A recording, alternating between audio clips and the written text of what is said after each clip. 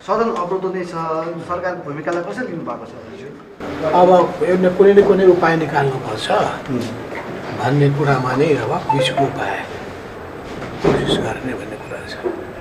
यो अख्तियारको भूमिकालाई पनि कसरी हेरिरहनु भएको छ हजुरहरूले? अब अख्तियारको त अब प्रधानमन्त्रीको कुरा आइसकेको छ।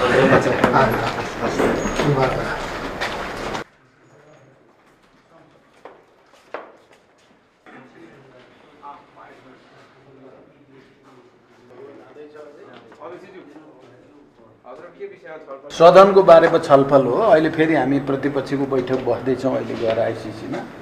त्यहाँ प्रतिपक्षको बैठक बसिसकेपछि थाहा हुन्छ अनि के गर्ने भन्ने।